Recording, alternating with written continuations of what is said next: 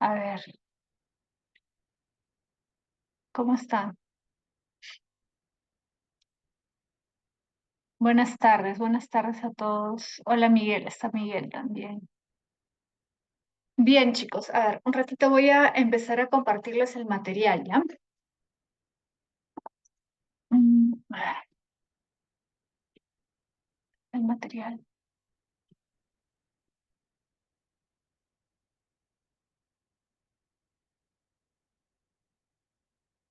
Ahí les voy a compartir.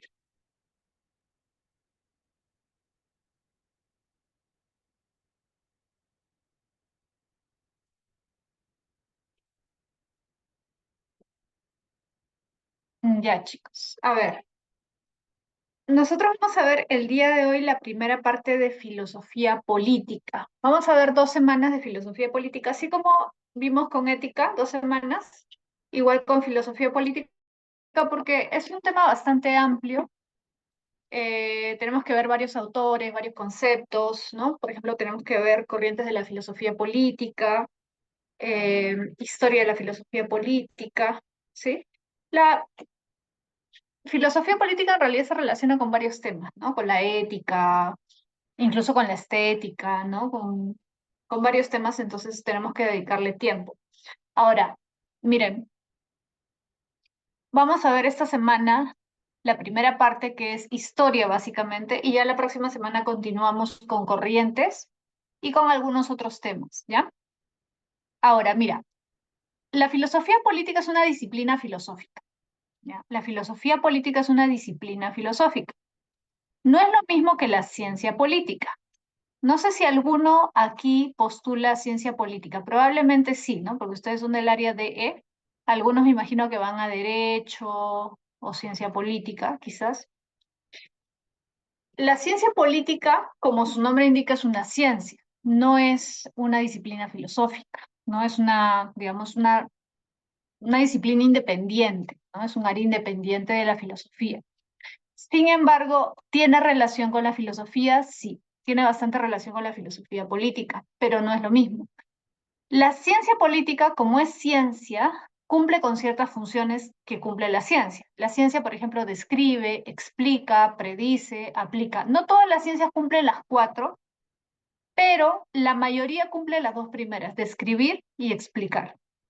La ciencia política describe y explica los fenómenos políticos, es decir, la realidad política, ¿no? Por ejemplo, cuando tú ves en algunos programas de televisión que invitan a politólogos para que den su análisis acerca de la realidad política que está viviendo el país, ¿no? No sé, por ejemplo, si hay protestas, si hay crisis política, invitan a estos politólogos para que hagan su análisis de la realidad política, de los fenómenos, ¿no? O sea, de las cosas que están ocurriendo en ese momento, ¿no? De las protestas o lo que sea. Entonces, la ciencia política, por decirlo así, al ser descriptiva y explicativa, pretende ser objetiva, ¿no? Otra cosa que podríamos cuestionar es si realmente lo llega a ser o hasta qué punto lo puede ser, pero su objetivo es ser descriptivo y explicativo, es decir, hacer un análisis objetivo de la realidad.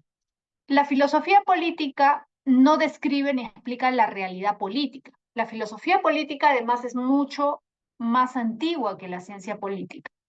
No sé si tú sabes, pero te lo doy como dato, la ciencia política recién aparece en el Renacimiento, es decir, en la época moderna. Muchos consideran que es Maquiavelo el padre de la ciencia política. Algo de razón tienen, sí, pero como vamos a ver luego, no es tan exacta esta idea de que Maquiavelo es un científico del poder, ¿no?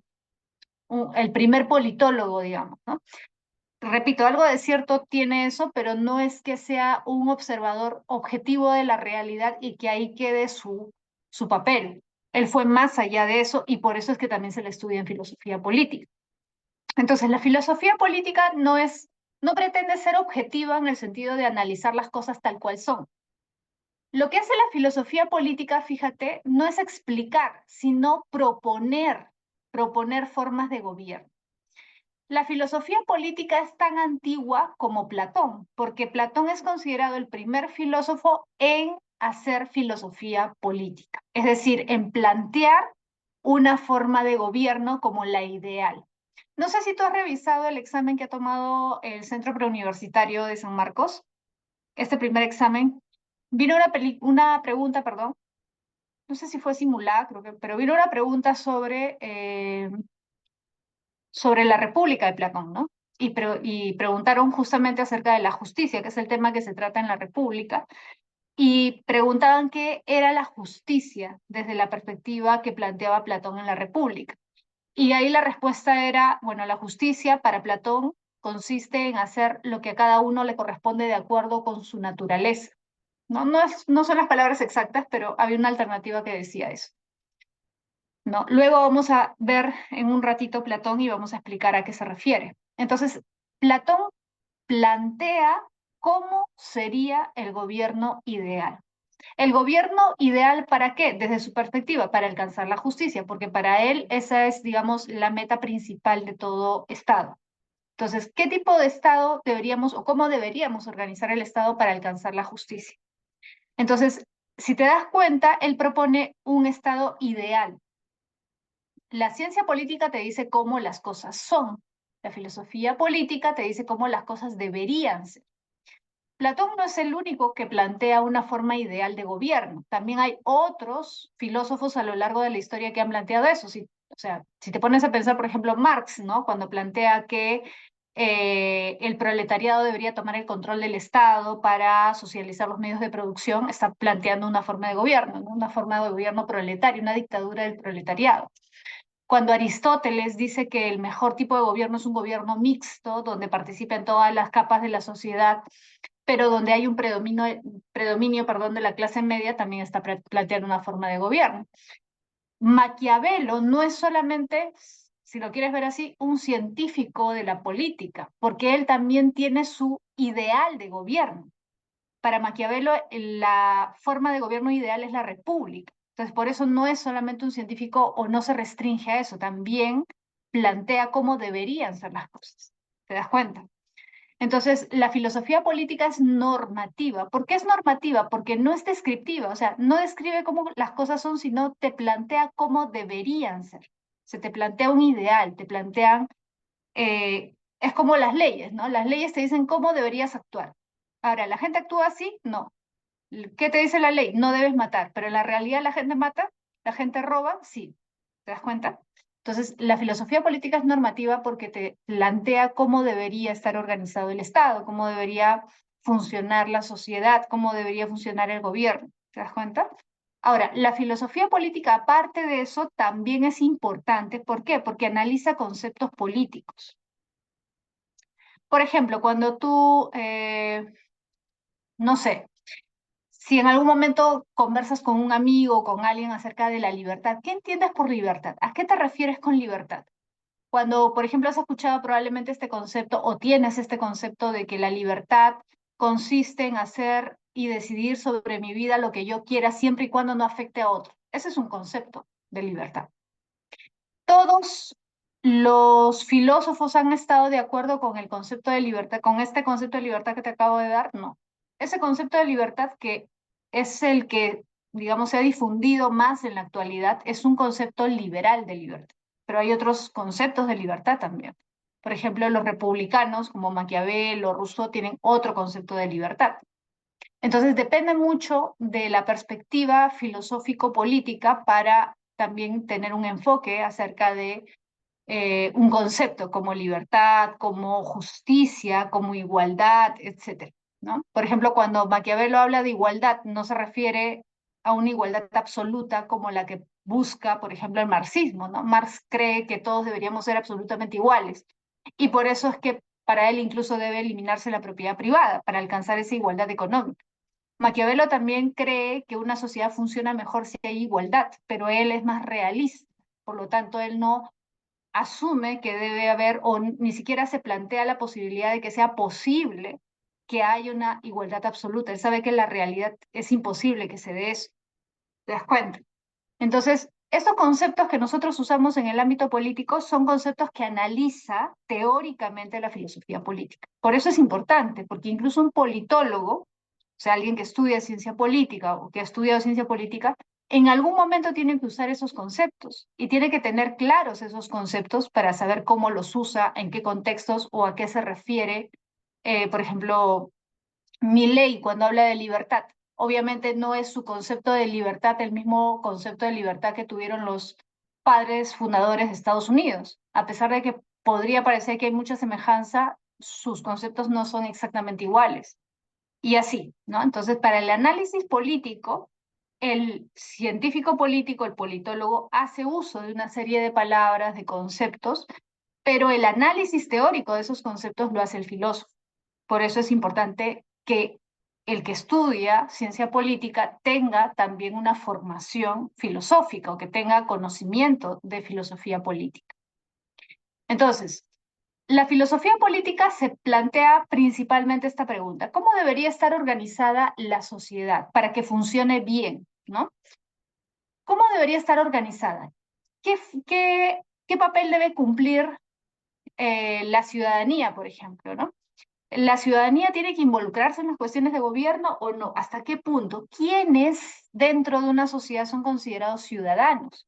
Porque eso también ha cambiado mucho con el paso del tiempo. Recuerda, por ejemplo, que en la antigua Grecia no todos eran considerados ciudadanos, ¿no? Sobre todo en la época clásica, la época que generalmente nosotros estudiamos, la época de Sócrates, Platón, Aristóteles, la época de Pericles, las mujeres no eran consideradas ciudadanas, ellas no tenían derecho a votar, a dar su opinión en el ágora, ¿sí? Entonces, el concepto que tenían ellos de ciudadano no es el mismo que tenemos ahora, ¿sí? Incluso en una época más reciente, como la época de Locke, que es siglo XVII, o sea, estamos hablando de 1670, 1680, que no es hace tanto tampoco, incluso Locke cree que no todos son ciudadanos. O sea, hay cierta gente que cumple ciertos requisitos para ser ciudadano y otros no. Y no es solamente una cuestión de género, es una cuestión que tiene que ver más allá de eso, que luego vamos a conversar. Entonces, todo eso implica la filosofía política, un análisis riguroso de conceptos y de una serie de fundamentos o problemas. Por ejemplo, el problema del Estado. ¿Qué es el Estado? ¿De dónde surge el Estado? ¿Te has puesto a pensar cómo surge el Estado? Porque el Estado en algún momento se creó, se organizó, se hizo. O sea, el Estado no es algo natural, ¿no? Y por eso van a haber una serie también de filósofos que van a plantear, como Hobbes, como Rousseau, que en algún momento de la historia los hombres se dieron cuenta de que era mejor vivir con Estado. Se pusieron de acuerdo, y de ahí viene el término contrato, se pusieron de acuerdo como en un contrato para crear el Estado, para vivir de manera, por ejemplo, Hobbes dice, de manera más pacífica, para asegurar que nadie fuera a matarme, robarme, golpearme. El hombre se da cuenta de que necesita una protección de algo superior, que él solo no va a poder protegerse. Entonces, crea el Estado como una forma de protección, ¿sí? Entonces, esa es la idea del contrato social. El Estado se crea por acuerdo, ¿no? Entonces, esa es una hipótesis que muchos filósofos van a plantear. Pero el tema del Estado es el tema probablemente más importante de la filosofía política. ¿Qué es el Estado? ¿Cuándo surge el Estado? ¿Cómo surge el Estado? ¿Para qué surge el Estado? ¿Cuál es la finalidad? ¿Para qué debe existir el Estado? ¿Cuál es su, digamos, su fin más importante? Algunos, como Hobbes, van a plantear que lo más importante es la seguridad, que el Estado garantice la tranquilidad, la paz, el orden. Otros van a decir que no es solamente eso, sino también que debe aspirar a cosas mayores, por ejemplo, el bien común, ¿no? El bien de todos, el bienestar social, o la justicia, la igualdad, etcétera, ¿sí? Entonces, todas esas preguntas las aborda y las analiza la filosofía política. ¿Cuál es la mejor forma de gobierno? También la clasificación de las formas de gobierno lo hacen por primera vez los filósofos. Platón, por ejemplo, plantea una clasificación de 6 formas de gobierno, que es la que va a llevar a otras clasificaciones posteriores muy parecidas a las que él plantea inicialmente, ¿no? Y como ya te dije, también el análisis de conceptos como justicia, libertad, igualdad, etcétera, también es parte de la filosofía política. Ahora, vamos ahora sí a pasar a Platón. Acá está el inicio de la filosofía política. La obra más conocida de Platón, curiosamente, es una obra que trata de filosofía política. O sea, la República es considerado su diálogo más importante. Y es interesante ver, pues, que es una obra que trata de política. Platón tuvo dos grandes temas a lo largo de su vida. La política, que es un tema que le apasionaba, y el otro tema que tiene que ver más con una cuestión religiosa, si quieres llamarlo así, ¿no? O sea, el tema de la reencarnación del alma, la inmortalidad, el aspecto espiritual del hombre. Esos son los dos grandes temas de Platón. Ahora, se relacionan también esos temas con otros. Por ejemplo, en el ámbito de la política está la educación, porque Platón va a plantear que no todos están preparados para gobernar, que es necesario que haya una preparación para el gobierno, porque incluso tú puedes tener cualidades, sí.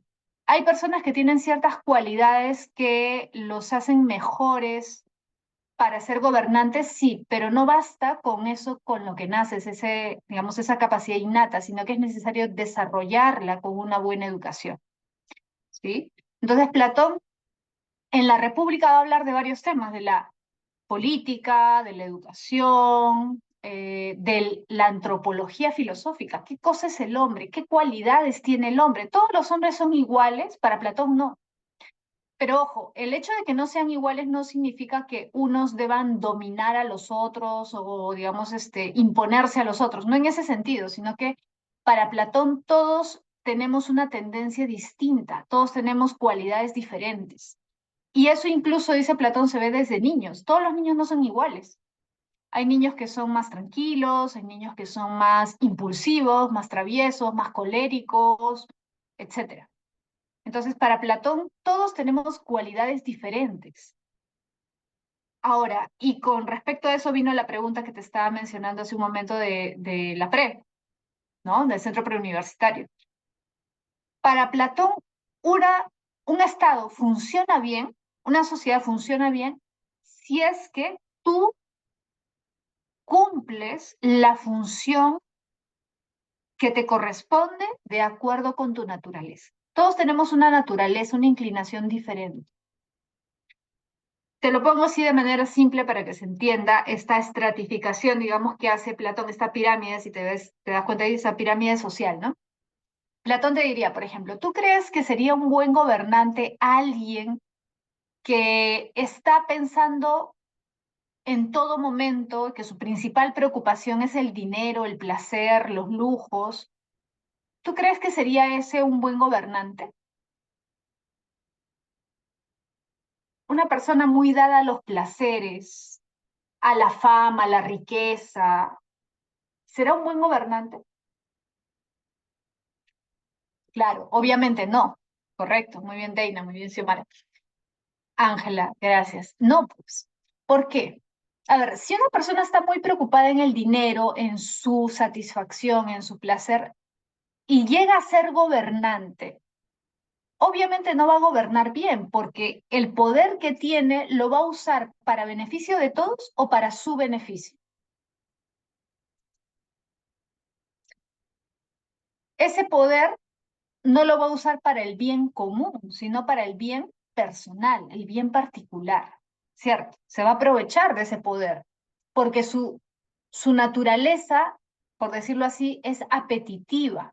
Y acá viene un gran tema del que ya hemos hablado antes y que se relaciona mucho con esto. ¿Te acuerdas del mito del carro alado? ¿Te acuerdas del auriga, el cochero que tiene sus dos caballos, el caballo blanco y el caballo negro? Esa figura que usa, Platón acerca del alma, ¿te acuerdas?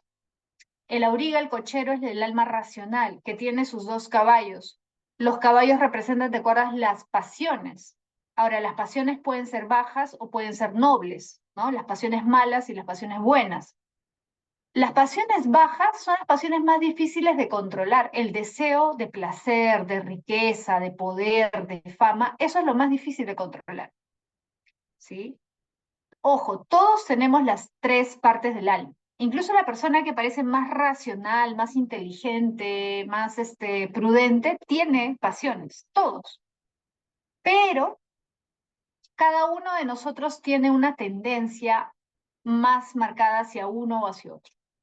O sea, para Platón hay personas que naturalmente, de ahí viene la idea de naturaleza, naturalmente tienen una tendencia más racional. Otras personas que tienen naturalmente una tendencia más irascible. ¿Te acuerdas? El caballo blanco representa el valor, la valentía. las pasiones nobles. Y el alma apetitiva, el caballo negro, personas que tienen una tendencia, ¿no? Que tienen más desarrollada su alma apetitiva, personas que tienen una tendencia más hacia los placeres, ¿no? Entonces, o sea, los placeres bajos, ¿no? Entonces, Platón considera que todos tenemos una tendencia. La cuestión es identificar esa tendencia desde pequeños para que, por decirlo así, escojamos a aquellos niños que tienen esa tendencia natural hacia la razón y el conocimiento para formarlos para que sean gobernantes, para que en el futuro sean gobernantes. O sea, no es que alguien que tiene, no sé, una gran inteligencia automáticamente ya se vuelve gobernante, no, tiene que tener una educación. Y es más, la misma academia, ¿te acuerdas que hablamos de la Academia de Platón, donde estudió Aristóteles, ¿no? Platón tenía varios discípulos, entre ellos Aristóteles. De alguna forma, la academia que funda Platón tenía ese objetivo, ¿no? De educar a los jóvenes que tuvieran más cualidades intelectuales, ¿no? Que tuvieran más talento, digamos, para que fueran gobernantes. Esa era su intención inicial, ¿no? Ahora, Platón considera que estos jóvenes o estas personas que tienen esta tendencia natural hacia la razón, hacia el conocimiento, deben llevar una educación especial, que no es fácil, que deben llevarla por mucho tiempo hasta que estén preparados para gobernar. Por eso es que los que van a gobernar para Platón no pueden ser muchos. O sea, tú podrías encontrar, supongamos, ¿no? En una población de 100.000, podrías encontrar, supongamos, 1.000 personas con esa tendencia natural, pero las 1.000 personas van a lograr una educación adecuada para desarrollar todo su potencial, no. Por lo tanto, no van a haber 1.000 gobernantes, o sea, es imposible. Para Platón, los hombres sabios son escasos y por eso lo natural es que los gobernantes sean pocos. O sea, no es una propuesta para que solo los ricos o solo los poderosos o solo los aristócratas, hijos de nobles, sean gobernantes, como a veces se interpreta. Porque es más, te das cuenta de que esa interpretación es equivocada cuando el mismo Platón dice en uno de sus diálogos que si Atenas hubiera sido realmente una ciudad justa, le hubiera dado el poder a Sócrates.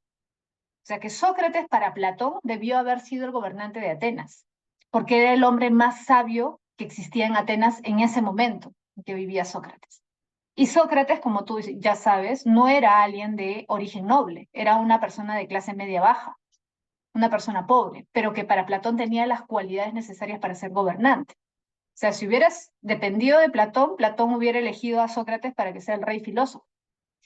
Entonces, Platón considera que lo importante son las cualidades naturales, pero que también se desarrollan con una educación adecuada. Por eso es que los gobernantes son filósofos, es decir, para Platón, sabios y buenos. ¿Te acuerdas del intelectualismo ético?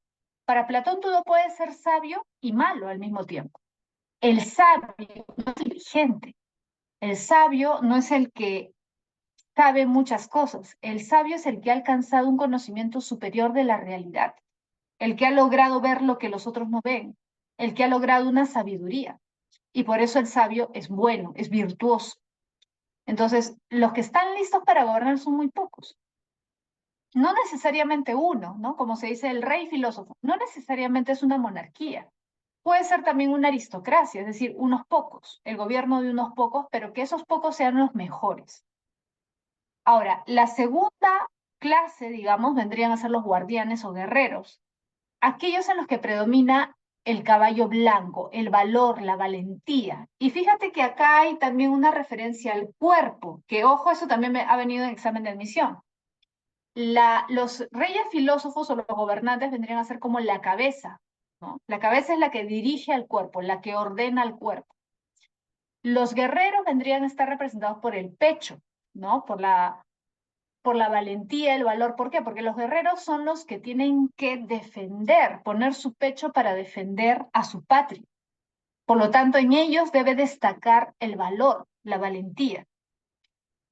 Y los últimos vendrían a ser los artesanos y labradores, que tampoco es que su función no sea importante, es importante, porque sin la labor, por ejemplo, de los labradores campesinos, el Estado no tendría de qué alimentarse. Los labradores son los que proveen alimentos a todos los demás con su trabajo. Por lo tanto, también su función es valiosa y es importante. Y los labradores y artesanos pueden ser virtuosos en el sentido de que si cumplen bien su función, están haciéndole un bien a su Estado, están haciéndole un bien a su patria, cumpliendo su función de acuerdo con su naturaleza. Entonces, para Platón, por ejemplo, en el caso de los artesanos y labradores, como su alma más, digamos, más fuerte, o la parte de su alma más fuerte es el alma pasional, el alma apetitiva, ellos deben aprender a educar esa alma, controlar esa parte, ¿no? Que para Platón no es imposible, o sea, sí es posible. Con una educación adecuada es posible controlar eso para que sean hombres prudentes. Entonces, si cada uno busca ser mejor, si cada uno busca ser una persona virtuosa de alguna manera, no solamente se beneficia a sí mismo, sino que beneficia al Estado. Entonces, ¿cuál es un Estado justo? El Estado donde cada uno cumple la función que le corresponde de acuerdo con su naturaleza. Si tú tienes un alma, sobre todo, ¿no? O más desarrollada, tu alma irascible, entonces tu función debe ser proteger el Estado, ser un guerrero. Si la parte de tu alma que predomina es la razón, entonces tú tienes las cualidades para ser un gobernante, pero tienes que recibir una educación para eso. Si tu alma apetitiva es la que más destaca, entonces tú no puedes pretender ser gobernante ni ser guardián, porque no lo vas a hacer bien. ¿Sí? Cumple la función de acuerdo con tu inclinación, pero si lo haces de manera correcta, adecuada y prudente, vas a ayudar al conjunto, es decir, vas a ser valioso para toda la sociedad, no solamente para ti. Ahora, hay otro elemento que es interesante que hay que tener presente, por si acaso, que no es tan conocido, pero que sí es importante, y es lo que algunos especialistas llaman el comunismo platónico, porque Platón es cierto que es el primero, por decirlo así en la historia, en plantear una especie de comunismo. Ojo, teóricamente, porque en la práctica ya existían sociedades, entre comillas, comunistas, pero comunistas no en el sentido marxista, porque el comunismo clásico, digamos, el que todos nosotros conocemos, es el comunismo de Marx, ¿no? Que plantea que no debe haber propiedad privada, que todo tiene que ser en común. Platón plantea una especie de comunismo, sí, pero no en el sentido de Marx, porque él no cree que debe eliminarse la propiedad privada para todos, pero sí dice que debe eliminarse la propiedad privada para los gobernantes y para los guerreros. Porque como ellos tienen funciones muy importantes dentro del Estado, sería contraproducente que tengan propiedad privada, porque podrían aprovechar su poder para enriquecerse. En cambio, si tú prohíbes la propiedad privada, inmediatamente te darías cuenta si alguno está aprovechando su poder y podrías quitarlo de ese puesto, digamos. Entonces, el gobernante se supone que gobierna por el bien común, no gobierna para él. Por lo tanto, si realmente quiere gobernar para el bien común, no se va a desesperar ni se va a preocupar porque le quiten su propiedad privada. Va a renunciar a su propiedad privada sin problema. ¿Eso para qué? Para evitar la corrupción. ¿Sí? Entonces, eso es lo que propone Platón. Ahora, acá justamente está esto, ¿no? El bien común está por encima de los intereses particulares. Si cada uno cumple su función de acuerdo con su naturaleza, va a ayudar al conjunto, es decir, va a procurar el bien común, ¿sí? Ahora, las leyes son una obra que él escribe ya mayor, ya cuando está en sus últimos años de vida. La República es una obra que, si no me equivoco, él escribe alrededor de los 50, ¿no? Cuando tiene 48, 49, más o menos se calcula. Pero las leyes él las escribe ya llegando casi a los 80, que es cuando muere. Y en esta obra es interesante notar que hay un ligero cambio. No es un cambio radical tampoco, como algunos piensan, porque Platón sigue pensando que si encontráramos un hombre con todas las cualidades necesarias para ser un gran gobernante, deberíamos elegirlo y que él gobierne. Pero, o sea, deberíamos darle todo el poder, si es un hombre sabio. Pero Platón se percata de que encontrar ese hombre sabio y virtuoso es más difícil de lo que él había imaginado. O sea, ya con la edad, pues, digamos, se vuelve más realista, ¿no? Y se da cuenta de que no, no es tan fácil y además podríamos cometer el error, digamos, de confundir, ¿no? O sea, de pensar que una persona que conocemos, que aparentemente es sabia, justa, es virtuosa, en el fondo no lo sea. O sea, podríamos darle el poder a la persona equivocada y no darnos cuenta inicialmente. Pero sería un grave error, ¿no? Porque después, si ya tiene todo el poder, va a abusar de ese poder si no es una persona verdaderamente sabia y justa. Entonces, ¿qué dice Platón? Para evitar ese riesgo, ¿no? De darle el poder a una persona incorrecta, lo que debemos hacer es esto, basar el gobierno en leyes e instituciones. ¿Qué significa eso? Eso significa que antes de poner a alguien en el poder, debemos ya tener un cuerpo de leyes. Debemos tener ya ciertos mecanismos que impidan que el gobernante se aproveche de su poder, es decir, que se vuelva un tirano. En otras palabras, lo que de alguna forma tenemos nosotros. ¿Qué es lo que impide que los presidentes se vuelvan en tiranos absolutos en nuestros países? Por ejemplo, en el Perú, que hay una constitución. O sea, el presidente no puede hacer lo que se le dé la gana. Y si lo comienza a hacer, se va a notar. ¿Por qué? Porque va a comenzar a violar las leyes básicas del país. ¿Sí o no? Las leyes básicas están en la Constitución. Ya, lo que propone Platón es eso, que haya una especie de constitución, una especie de cuerpo de leyes básicas que el gobernante no pueda violar, que no pueda infringir, para evitar que se vuelva un tirano. ¿Sí? Entonces, eso es lo que plantea Platón. ¿Ya? Como una forma de, digamos, de precaución frente a hombres que quieran aprovecharse del poder, ¿no? Que se pretendan convertir en tiranos. ¿Y por qué es mejor tener esa precaución? Porque como ya vimos, en el fondo la finalidad del Estado es el bien común. Y no vamos a lograr el bien común o lo ponemos en riesgo, en todo caso, si es que le damos un poder absoluto a una sola persona, ¿no? O a dos o tres personas. Es demasiado riesgo. Entonces, para evitar ese riesgo, mejor que hayan leyes e instituciones que estén por encima del gobierno. Ahora, vamos a hablar un poco de Aristóteles. ¿Qué plantea Aristóteles? Esto también ha venido bastante, ojo, filósofos favoritos en los exámenes de admisión, incluso en filosofía política, en ética, Aristóteles, Platón. Han venido varias veces preguntas sobre Aristóteles, sobre Platón, en filosofía política. ¿Ya? Mira, Aristóteles es muy conocido por esta frase, ¿no? Que el ser humano es un animal político. ¿Ya? En realidad, el término que él usa es zoon politikon, que suena como animal político, pero no se traduce realmente como animal político, se traduce como animal social, porque politikon significa que vive en una polis. El hombre es un animal que vive en polis, es decir, en una ciudad. Es decir, el hombre es un animal social, ¿sí? Esa sería una traducción más exacta, ¿sí? Suena más apolítico, pero en el fondo quiere decir un animal que vive en polis, es decir, un animal que vive en comunidad, ¿sí? Ahora, acá hay un detalle. ¿El hombre es el único animal social? Te pregunto. ¿Es el único animal que socializa con otros de su especie? ¿Que coopera con otros de su especie para sobrevivir, para cubrir sus necesidades? No, claro, hay otros, ¿sí o no? ¿Qué otros animales son sociales? ¿Qué otros animales colaboran, cooperan entre ellos para subsistir, para trabajar? Claro, el delfín, ¿qué más? Pero hay otros que son más obvios, digamos, que el mismo Aristóteles menciona. Las hormigas, correcto, Víctor, que trabajan así en grandes grupos, ¿no?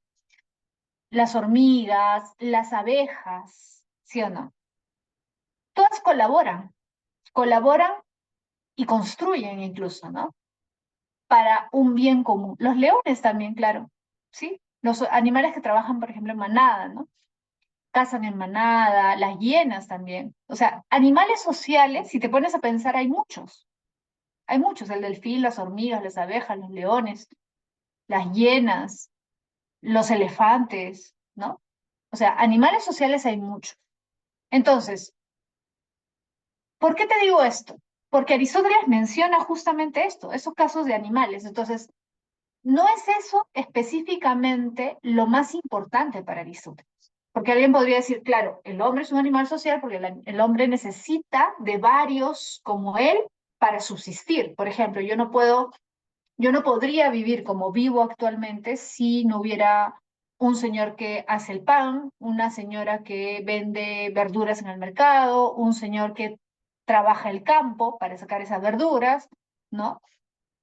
No podría hacer muchas cosas de las que hago si no hubieran otras personas que fabrican o que elaboran las cosas que yo consumo, ¿sí? Pero lo mismo pasa con los animales. O sea, ¿a qué voy? Voy a lo siguiente.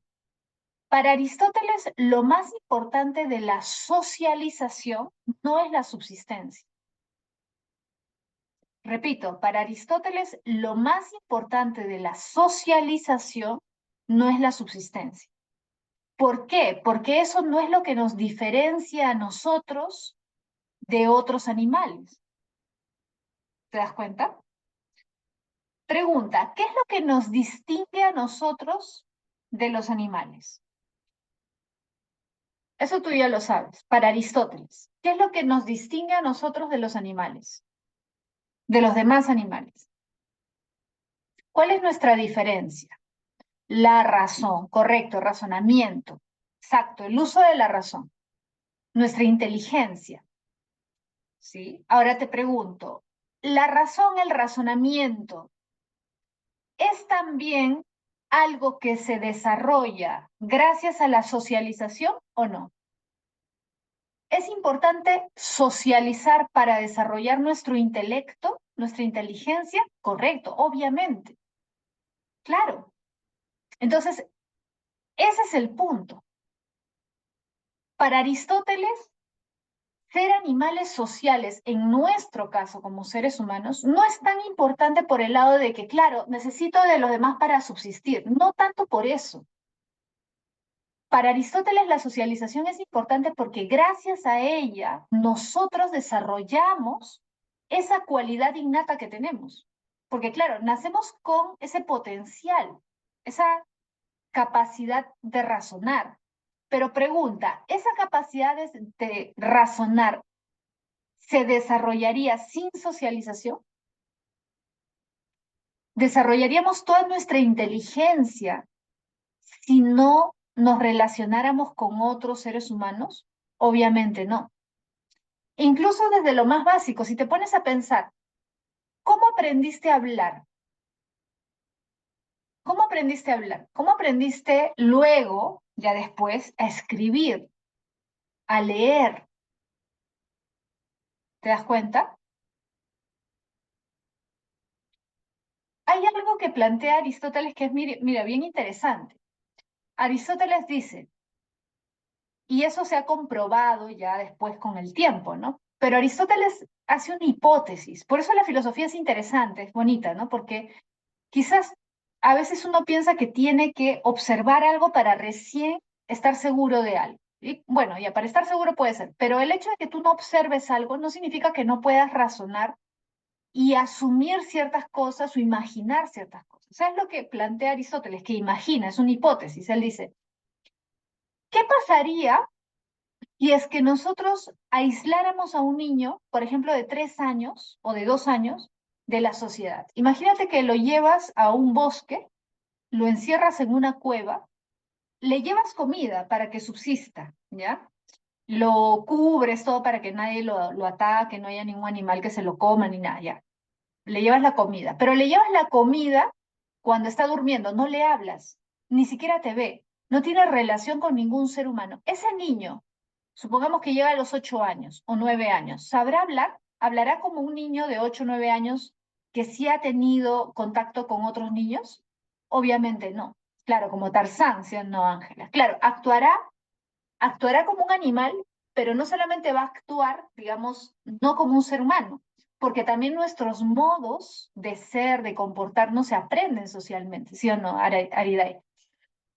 También el comportarnos se aprende socialmente, pero incluso lo más básico, el lenguaje, lo aprendemos socialmente. O sea, ni siquiera sabría expresarse. ni siquiera podría articular palabras como nosotros articulamos palabras, porque todo eso se aprende por imitación.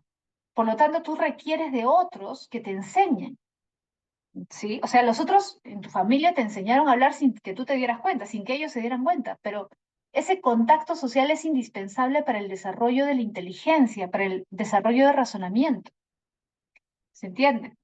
Entonces, para Aristóteles, eso es lo importante de la socialización. Socializar es lo que nos vuelve humanos. O sea, gracias a socializar es que somos lo que somos. Somos seres racionales gracias a ese contacto con otros seres humanos. El desarrollo de nuestra racionalidad, nuestra inteligencia, se da gracias a la socialización. Entonces, mira, ¿cuál es el objetivo principal de la comunidad? O sea, ¿para qué existe la sociedad? ¿Para qué existe la polis? ¿Cuál es el objetivo? El telos, ¿te acuerdas? El telos, la finalidad. Para Aristóteles, el objetivo de la comunidad, de la polis, no es subsistir. Eso no es lo central. Lo central del Estado, de la comunidad, de la polis, es alcanzar una vida buena, una vida superior. Es decir, si quieres verlo de otra forma, la felicidad. El objetivo de la comunidad no es la subsistencia para Aristóteles. La finalidad de la comunidad es no solamente vivir por vivir, sino vivir bien, alcanzar una existencia superior, o en otras palabras, realizarte como individuo, realizarte como ser humano. El hombre solo se realiza, es decir, se desarrolla plenamente como ser humano en una comunidad, porque sin la comunidad el ser humano no sería lo que es. ¿Se entiende? Y de ahí viene una famosa frase de Aristóteles, no sé si tú has escuchado esta frase que dice, eh, el hombre sin comunidad, o sea, el hombre fuera de la comunidad, el hombre que no necesita de la comunidad es o un dios o una bestia. Mira, el hombre que no necesita de la comunidad, de la polis, para vivir, una de dos, o es un dios, es decir, es un ser ya sobrenatural, porque todos necesitamos de la comunidad para ser seres humanos, ¿no? O es una bestia, o sea, si quieres llamarlo así, un subhumano o un animal salvaje, o sea, un animal, ni siquiera los animales, ¿no? Que conocemos, la mayoría, porque la mayoría sí necesita de su comunidad. Entonces, para Aristóteles, la comunidad es indispensable para ser quienes somos, para realizarnos como seres humanos, para desarrollar nuestro intelecto. Sin comunidad no seríamos, y por eso no seríamos quienes somos, y por eso mismo, para Aristóteles, ¿qué será más importante, la comunidad o el individuo? ¿Qué será más importante, la polis o el ciudadano? La comunidad, correcto, Dean. Para Aristóteles, la comunidad es primero. La comunidad es primero. La polis es más importante que el individuo, porque el individuo sin comunidad no existe. La comunidad sin un individuo sigue existiendo. La comunidad está por encima del individuo, ¿sí? Por eso no sé si recuerdas que en la antigua Grecia, en historia debes haber visto quizás eso, una de las, en realidad el castigo más drástico que podía recibir alguien era el ostracismo. ¿Te acuerdas del ostracismo? Es decir, expatriarlo, sacarlo de su ciudad, de su polis, era lo peor que le podía pasar a alguien, ¿no? Era un castigo que se le daba a veces a las personas que habían infringido la ley o a veces también a los enemigos políticos, ¿no? Es decir, ganaba a alguien el poder y como una forma de evitar las luchas para que no haya inestabilidad política al enemigo, digamos, al contrincante, al otro se lo mandaba lejos, por un año, 2 años, dependiendo, ¿no? Para evitar los conflictos internos. Entonces, el ostracismo era la peor pena que te podían dar, porque implicaba sacarte de tu casa. O sea, claro, quizás nosotros no lo vemos así, pero sería como que te botaran de tu casa, ¿no? Porque la polis era vista como la casa, como el hogar prácticamente, ¿no? Porque los individuos, los ciudadanos, estaban muy vinculados con su ciudad, O sea, su ciudad era su hogar. La ciudad era vista como su hogar. Ellos no lo veían como, ya algo accesorio, no era lo central, porque tenían un gran sentido de identidad. El ateniense se sentía orgulloso de ser ateniense, ¿no? El espartano se sentía orgulloso de ser espartano. ¿Tú has visto 300, la película? No sé si te acuerdas de esa famosa escena cuando dice, esto es Esparta, cuando van los emisarios de los persas. Eso refleja la identificación que sentían los griegos por su ciudad. Por eso Leónidas, ¿no? El rey no dice, esto es Grecia", no, dice, esto es Esparta. Yo soy espartano. El ateniense se sentía ateniense, ¿no? Cada uno sentía una gran identificación por su lugar de origen, su lugar de nacimiento. Y por eso mismo es que los extranjeros no tenían ningún derecho político. No sé si te acuerdas, pero ciudadanos en Grecia eran los varones mayores de 17, 18 años, o sea, varones de cierta edad y libres, no esclavos y no extranjeros. Los extranjeros no tenían ningún derecho político, a diferencia de la actualidad. Tú sabes que en la actualidad, en la mayoría de países, bueno, no en la mayoría, pero en muchos países, tú puedes ser extranjero y tener la ciudadanía, ¿sí o no? Por ejemplo, si te vas a España, supongamos, ¿no? Y vives allá 10 años, en un momento puedes ser ciudadano, votar, ¿no? Pedir la ciudadanía y vas a votar. Sí, o acá, por ejemplo, los venezolanos, ¿no? Hay muchos venezolanos que han venido y están acá unos años, piden la ciudadanía y pueden votar. Pueden votar por alcalde, pueden votar por presidente. Eso en Grecia era imposible. O sea, aunque tuvieras 50 años viviendo en una ciudad, no te hacían ciudadano. Por más bueno que fueras, por más inteligente que fueras, no te hacían ciudadano. ¿Sí? Porque había una gran identidad con respecto al lugar de nacimiento. ¿Sí? Entonces, Aristóteles va a considerar por eso que la comunidad es fundamental. Ahora, Aristóteles habla del gobierno de las leyes. Profesora, ¿qué es el gobierno de las leyes? ¿A qué se refiere eso? Fácil. Es esto de acá, esto, un gobierno basado en leyes e instituciones. O sea, repite lo que ya había dicho Platón, solamente que hace más énfasis en eso. ¿Por qué? Y el mismo Aristóteles lo menciona, ¿no? Dice, el propio Platón se dio cuenta de que darle todo el poder a un hombre es muy peligroso. Y por eso es que se rectificó. Y en su obra Las leyes, porque lo cita, ¿no? Plantea que es mejor que hayan leyes que estén por encima de los gobernantes. Ese es el gobierno de las leyes.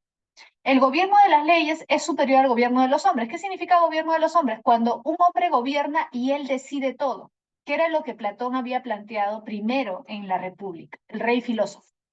Aristóteles va a decir, no, como el mismo Platón se dio cuenta, es peligroso darle todo el poder a un hombre. Es mejor que las leyes tengan el poder. ¿Se puede elegir un hombre para gobernar? Sí, pero las leyes siempre van a estar por encima, como una especie de contención, ¿no? Como una especie de seguro de que el gobernante no va a aprovecharse del poder. Ahora, ¿cuál es la mejor forma de gobierno? Lo que él llama politeia. Politeia, en pocas palabras, lo que quiere decir es el gobierno de toda la polis. O sea, todos los ciudadanos gobiernan. Eso es la república, la res pública. La cosa pública es algo de todos. O sea, las cuestiones sociales, políticas, son cuestiones que le deben preocupar a todo el mundo. Ahora, repito, para Aristóteles, ciudadanos no son todos. O sea, cuando él dice todos los ciudadanos deben participar, se asume que no se está refiriendo a las mujeres, porque las mujeres no son consideradas ciudadanos, los extranjeros no son considerados, los esclavos no son considerados ciudadanos. Es decir, cuando él dice todos, se refiere a todos los varones de cierta edad, libres, no esclavos, ni extranjeros. ¿Sí? Entonces, esos son todos los ciudadanos para él. ¿Y por qué deben participar todos? Porque todos deben estar preocupados por el bien común. Ahora, ¿esto qué implica un gobierno mixto? Porque todos, o sea, todas las capas de la sociedad, todas las capas de la sociedad gobiernan. Pero, a pesar de que todas las capas de la sociedad deben participar en el gobierno, para él la clase que debe predominar en el gobierno es la clase media. ¿Por qué? ¿Te acuerdas que vimos la semana pasada el término medio, el justo medio? ¿Te acuerdas en ética? Los vicios, los vicios son los extremos, ¿no? Por exceso y por defecto. Entonces, tú que debes buscar siempre una posición prudente, ¿sí? Tienes que analizar la situación para tomar una decisión racional y prudente frente a algo. Es lo mismo, porque Aristóteles sabe, se da cuenta, que generalmente los conflictos que hay dentro de un Estado se dan por la lucha entre contrarios, ¿sí o no?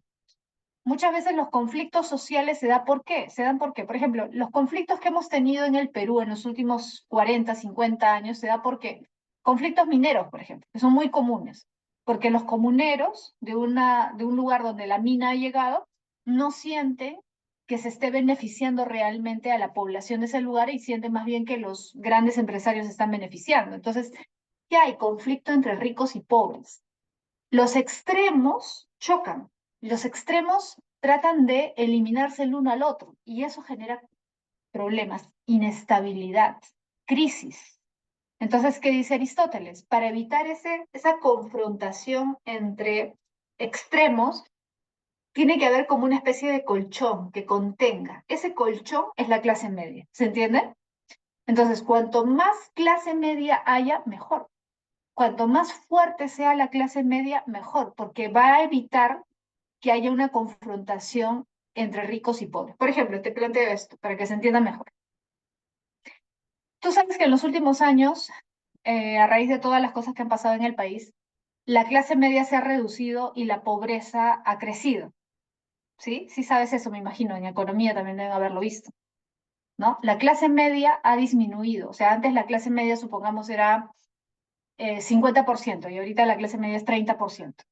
¿No? Y no es porque más personas se hayan vuelto ricas, sino porque la pobreza ha aumentado, ¿sí o no? Te pregunto, ¿tú qué crees que pasaría si sigue habiendo crisis económica, recesión económica, y llega un momento en que la clase pobre es el 80% y la clase rica el 10% y la clase media el 10%? ¿Tú crees que el país sería más estable o más inestable? ¿Qué crees que pasaría si la pobreza aumentara al 80% y los ricos fueran el 10% y la clase media el 10%? Claro, sería más inestable, pues, evidentemente, porque los pobres van a sentir más angustia, van a sentir más injusticia, ¿o no?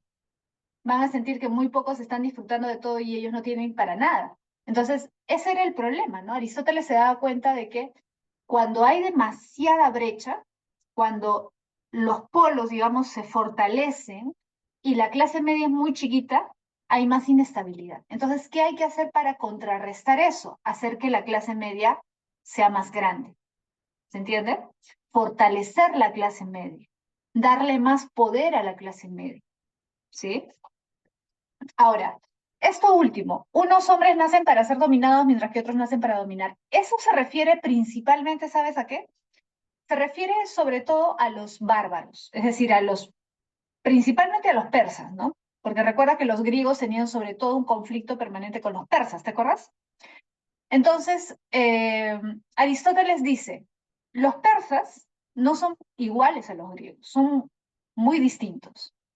Los griegos también entre sí eran distintos, o sea, Esparta, por ejemplo, no tenía la misma forma de gobierno que Atenas, o sea, habían diferencias, ¿no? Su forma, su costumbre, ciertas formas de vida eran distintas. Pero algo había en común, que era importante, que era, ¿qué cosa? A ver, ¿qué era lo más importante? Bueno, dos cosas en realidad. Las dos cosas más importantes que tenían los griegos, a pesar de sus diferencias. O sea, a pesar de la diferencia entre un espartano y un ateniense, habían dos cosas que los unían, principalmente. Claro, la cultura. Pero ¿qué cosas de esa cultura? O sea, la cultura, las costumbres, pero hay dos elementos fundamentales dentro de esa cultura. La cultura es lo general, digamos, pero hay dos cosas más específicas que los unían muchísimo, que no compartían con los persas, que los diferenciaban completamente de los persas. ¿Cuáles serían? A ver, ¿quién adivina? ¿Qué creen?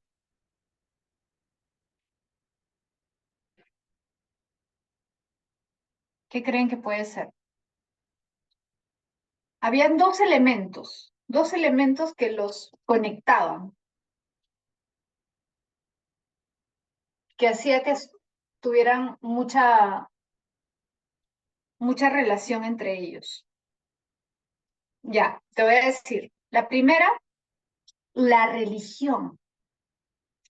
La religión griega, pues, ¿no? Que era politeísta. O sea, fueras espartano, fueras tebano, fueras ateniense, fueras macedonio. Por ejemplo, Aristóteles era macedonio, ¿no? No era ateniense. Vivió en Atenas mucho tiempo porque se educó en la Academia de Platón, pero no era ateniense, era macedonio.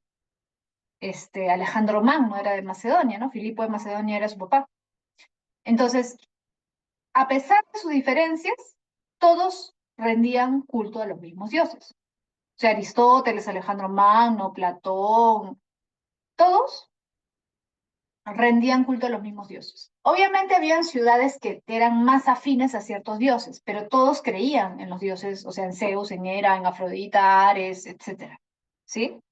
¿Los persas creían en los dioses griegos? No, pues, porque no era parte de su cultura, ¿no?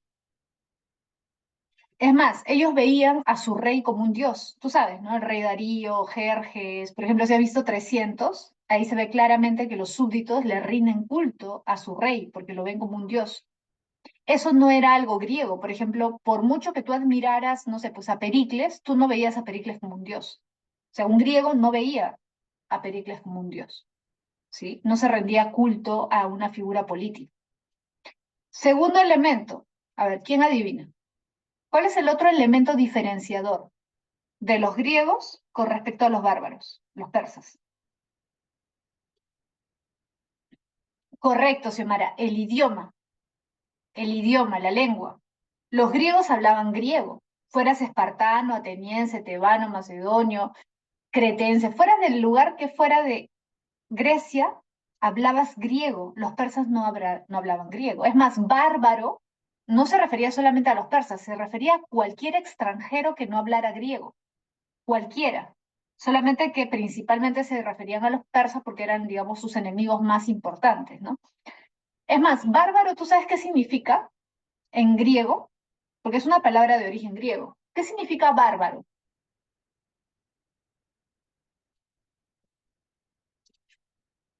Bárbaro, ¿sabes de dónde viene? De balbucear. O sea, bárbaro es el que balbucea. Balbucear es decir, que no se le entiende. No se entiende qué cosa habla.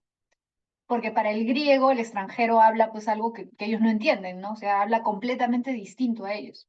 Para ellos, el idioma es importante. Yo puedo ser ateniense y tú espartano, pero nos comprendemos, hablamos el mismo idioma. Al persa no se le entiende, porque el persa habla otro idioma. Entonces, ¿qué es lo que quiere dar a entender Aristóteles? Aristóteles lo que quiere dar a entender es lo siguiente. El bárbaro ha nacido para ser dominado. El griego no.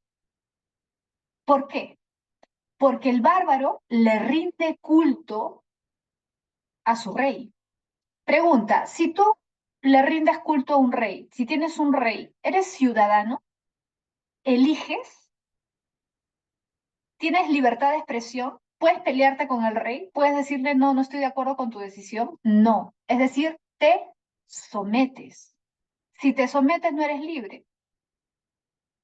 No puedes dar tu opinión. Si no puedes dar tu opinión, no desarrollas qué cosa, tu intelecto. Porque cuando uno da su opinión, reflexiona, razona, argumenta. Para Aristóteles, el extranjero, el bárbaro, no es un hombre libre. Y no es un hombre libre porque políticamente no es libre, pero no solamente por eso, sino porque al fin y al cabo su razón no se desarrolla, porque no tiene libertad de expresión, no tiene libertad de palabra, a diferencia del griego. El griego sí da su opinión, el griego debate, discute. El griego, por lo tanto, usa su razón para defender su opinión. Es un hombre más racional. Por eso dice, hay hombres superiores y hay hombres inferiores. Los bárbaros son inferiores porque su razón no está desarrollada. ¿Por qué? Porque no dan su opinión, no debaten, no discuten. El griego sí. Entonces el bárbaro ha nacido para ser dominado, el griego no. El griego ha nacido para ser libre. porque el griego es un hombre más racional, es un hombre que está acostumbrado a dar su opinión, es un hombre acostumbrado a autogobernarse. ¿Por qué se autogobierna? Porque hay democracia. Ahora alguien me dirá, profesora, pero no en todas las ciudades griegas había democracia, y es cierto, pero a pesar de que no en todas las ciudades griegas había democracia, sí es cierto que no habían reyes como en Persia, o sea, no eran gobernantes a los que tú no les pudieras discutir nada. Habían líderes, sí, habían reyes, pero no los reyes como, digamos, tradicionalmente pensamos, ¿no? Había más discusión, había debate, había cuestionamiento. Y eso para Aristóteles es básico, ¿no? Para que haya libertad. ¿Se entiende? Entonces, naturalmente el griego es libre, dice él, porque no está acostumbrado a agachar la cabeza y obedecer. El persa sí está acostumbrado a agachar la cabeza y obedecer, por su forma de gobierno, por su cultura, ¿no? Por lo tanto, es natural que un persa sea esclavo, pero no es natural que un griego sea esclavo. El griego no ha nacido para obedecer, el griego ha nacido para mandar. ¿Se entiende? Bien, vamos a continuar ahora con Maquiavelo, ¿ya? A ver, Maquiavelo ya es renacimiento, o sea, ya estamos en el siglo XV-XVI, ¿no? Porque él vive entre el siglo, fines del siglo XV y inicio del siglo XVI. Maquiavelo, como te dije hace un momento, es considerado por muchos como el padre de la ciencia política. En parte tienen razón los que dicen eso, sí. ¿Por qué? Porque el mismo Maquiavelo, en, en el inicio de esta obra que es tan conocida, su obra más conocida, que es El Príncipe, dice, ¿no? Muchos escritores han dicho cómo deberían ser, han imaginado, han planteado diversas formas de gobierno, ¿no?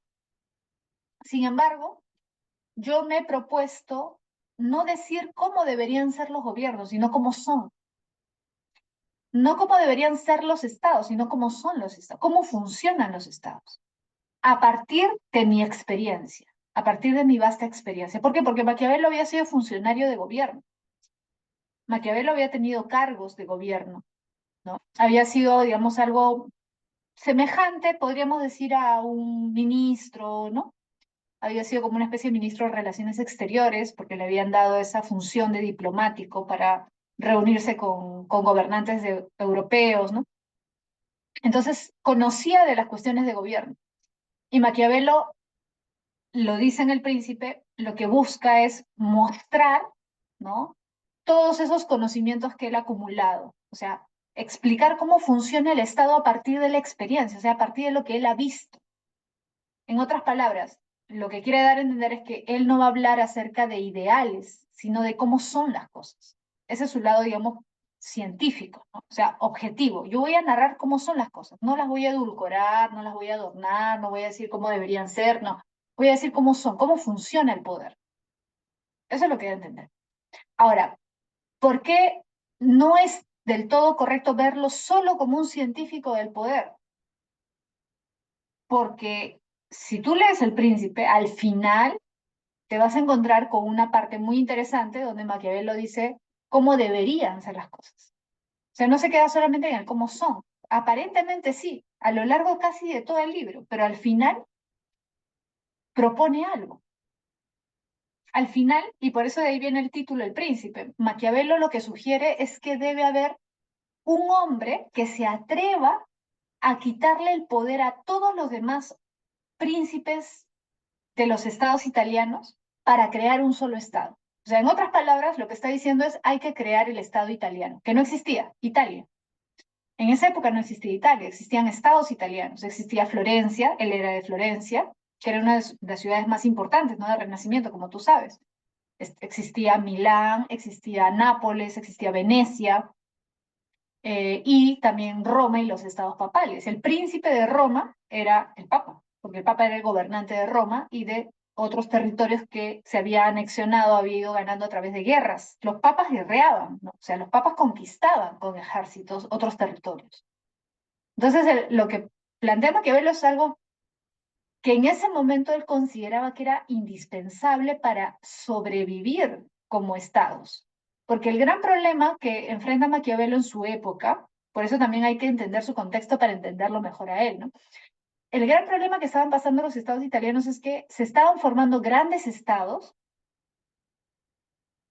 estaban adquiriendo gran poder y los estados italianos seguían siendo chiquitos. ¿Qué grandes estados existían que amenazaban a los estados italianos que eran muy pequeños? España. ¿Te acuerdas la unificación de España? Francia, la unificación de Francia, acuérdate. España y Francia son dos potencias muy cercanas a Italia, que ya habían logrado su unificación.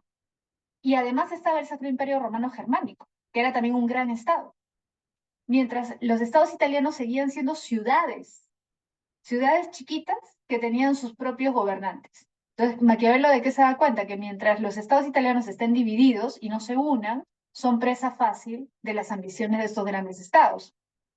Y efectivamente eso ocurría, ni siquiera era algo que él especulaba o se imaginaba que podía pasar, ya ocurrían saqueos, ya ocurrían invasiones. Y es más, una parte de sus funciones de gobierno era precisamente negociar con los reyes, como por ejemplo el rey francés, para que el rey francés le prometiera que iba a ayudar a Florencia si es que España lo invadía. O sea, en esa situación de vulnerabilidad, de debilidad, estaban los estados italianos que tenían que recurrir a extranjeros, a países extranjeros, para asegurarse, digamos, su supervivencia. Pero Maquiavelo era consciente de que en cualquier momento el rey de Francia se daba cuenta de que más fácil era anexionarse Florencia y ya simplemente los invadía también, ¿no? Entonces, Maquiavelo considera por eso que es importante la unificación de Italia, o sea, la unificación de los estados italianos, mejor dicho, ¿no? Para que aparezca un solo estado. Ahora, te pregunto, imagínate que tú fueras príncipe de Milán y buscas la unificación de los estados italianos para fortalecerse y que no sea fácil que otro estado te invada. ¿Tú crees que conversando con los demás príncipes italianos ibas a convencer a los demás de que te cedieran todo el poder a ti para que tú unificaras los estados? O sea, ¿tú crees que el Papa iba a renunciar a su poder y te iba a decir, sí, tienes razón, te voy a ceder mis territorios? ¿O el príncipe de Venecia, el dux de Venecia te iba a decir, sí, te voy a dar todos mis territorios para que unifiques los estados italianos? Obviamente no, pues, o sea, eso no iba a pasar, era imposible. El Papa no te iba a regalar sus territorios, nosotros no iban a hacer, entonces, si no iba a hacer algo por la buena, por decirlo así, era imposible que se diera por la buena, o sea, una vía pacífica. Para Maquiavelo, la única alternativa es la guerra. O sea, la única alternativa es tú hacerte del poder a la fuerza, pero no para, digamos, maltratar a la población, no para abusar del poder, no para volverte un tirano, sino para quitarle el poder a los demás príncipes y lograr esa unificación. Entonces, el príncipe del que habla Maquiavelo en esta obra es ese líder que desde su perspectiva necesitan los estados italianos para unirse y ser fuertes. Él cree que se necesita un príncipe, que en este caso para él el que cumplía con los requisitos era el príncipe de Florencia, que tuviera el suficiente poder, la suficiente riqueza, la suficiente astucia para quitarle el poder a los demás príncipes y construir un estado italiano, un solo estado italiano. Ya. Ahora, ¿por qué propone eso? Porque la situación de Italia, o mejor dicho, la situación de los estados italianos era crítica. Por lo que te estaba diciendo, habían invasiones, habían saqueos, los estados italianos tenían que negociar con las grandes potencias para buscar protección. Entonces era una situación de crisis. Por eso es que Maquiavelo considera que en esas situaciones de crisis, en esas situaciones excepcionales, se justifican medidas excepcionales. De ahí viene esta famosa frase que muchos han escuchado, ¿no? El fin justifica los medios, que en realidad no está en El Príncipe. Si tú lees El Príncipe no vas a encontrar esa frase. Sí hay pasajes donde da a entender eso sí hay, pero la frase tal cual no la vas a encontrar. Ahora, ¿por qué siempre se usa esa frase? Porque en realidad, claro, Maquiavelo da a entender eso, pero el tema es entenderlo en su contexto, porque él quiere dar a entender que en una situación crítica tenemos que tomar medidas que normalmente no tomaríamos. O sea, es necesario tomarlas. No las tomas por gusto, sino porque es necesario para sobrevivir. Y para eso Maquiavelo usa una serie de metáforas, ¿no? O de analogías. Por ejemplo, te voy a poner una analogía que él usa para que te des cuenta, ¿no? Maquiavelo dice, el gran gobernante, el buen gobernante, es como un buen médico, ¿sí? A ver, ¿qué pasaría si tú tienes, imagínate, gangrena? Imagínate que se te está infectando la mano, se te está infectando el brazo, y vas donde el doctor, donde el médico. ¿Sería un buen médico ese doctor al que tú vas si te recetara un Panadol para esa gangrena? Imagínate que tú vas y el doctor le da pena, ¿no? Y dice, no, pero si tienes infección tengo que cortarle el brazo, pero no, pobrecito, me da pena cortarle el brazo, entonces mejor le doy un Panadol. ¿Será un buen médico ese médico que te receta un Panadol? Obviamente no, ¿no? En esa situación extrema, te pregunto, ¿el médico será malo porque te dice tengo que cortarte el brazo porque tu brazo se está infectando? ¿Será malo ese médico? Obviamente no, no va a ser malo. Obviamente si se da cuenta de que es la única forma de salvarte la vida, tiene que hacerlo. ¿Él lo haría en una situación normal? O sea, un médico en una situación normal te diría tengo que cortarte el brazo. No, pues. Pero en esa situación sí es necesario. O sea, no lo convierte en malo tomar una medida drástica si la situación lo amerita. ¿Se entiende la lógica? ¿Se entiende el paralelo? ¿Se entiende lo que quiere decir Maquiavelo? En una situación de crisis tenemos que tomar medidas extraordinarias. En situaciones excepcionales se ameritan medidas excepcionales, ¿no? Incluso él mismo usa el término medicinas fuertes. Cuando hay males grandes, se amerita medicinas fuertes. No puedes darle pues un medicamento suave a alguien que tiene una enfermedad grave. Entonces, para él no es lo deseable darle todo el poder a un hombre. No es lo mejor. En una situación ideal no debería hacerse. En una situación normal no debería hacerse. Pero en la situación que está viviendo Italia es lo único que nos queda, es la única alternativa. Darle el poder a un hombre o aceptar que un hombre tome todo el poder para unificar los estados italianos y salvar a los estados italianos de la extinción, de la desaparición, porque ese era el gran temor de Maquiavelo. ¿Se entendió? Entonces, a eso se refiere la concentración del poder, es decir, que un solo hombre tenga todo el poder para crear un solo estado y que el estado italiano, o sea, ya no sean cinco, sino uno solo, sea lo suficientemente fuerte como para defenderse. ¿Y de qué más habla? Fíjate, de la creación de milicias ciudadanas. ¿Qué cosas son las milicias ciudadanas? A ver, en otras palabras, ¿tú has escuchado del servicio militar obligatorio? El servicio militar obligatorio, que antes existía y ahora ya no existe. ¿Por qué muchos criticaban antes al servicio militar obligatorio? Incluso ahora hay gente que quiere que regrese, ¿no? Lo que existe puede ser en Corea del Sur, que existe en Israel, en Suiza, en Rusia también existe el servicio militar obligatorio. ¿Por qué? Claro, ahora ya no existen países muy chiquitos, en la mayoría de países pequeños ya no existe, pero en los países grandes sí. ¿Por qué? Porque son países muy expuestos a la guerra, así como ahorita estás viendo, ¿no? Lo que está pasando con Israel, lo que pasa en Ucrania, en Rusia. En esa época, todos los países guerreaban entre sí. O sea, era muy común tener conflictos y conflictos armados. Entonces, Maquiavelo decía, a ver, ¿tú sabes lo que es un mercenario? ¿Sabes qué es un mercenario? ¿Qué es un mercenario? Un mercenario es un soldado a sueldo. Un mercenario, por ejemplo, imagínate que Perú entra en conflicto con Chile, ya, supongamos, pero tenemos pocos soldados, nos faltan soldados. ¿Qué hace el gobierno? Contrata, supongamos, colombianos para que vengan a luchar junto con nosotros. Esos son soldados mercenarios. Es decir, personas contratadas, pagadas para que luchen por ti. ¿Sí? Ya. Esa era una debilidad Te pregunto, ¿no muestra debilidad un Estado que necesita contratar extranjeros para que peleen por ti? ¿No es de país débil hacer eso? Obviamente, ¿no? Y eso era lo que hacían los estados italianos. No todos, pero la mayoría recurría a mercenarios. ¿Por qué? Porque no tenían ejército. En cambio, España tenía su ejército. ¿Te acuerdas? La Armada Invencible. Francia tenía su ejército. El Sacro Imperio Romano Germánico tenía su ejército. Los estados italianos no tenían ejército.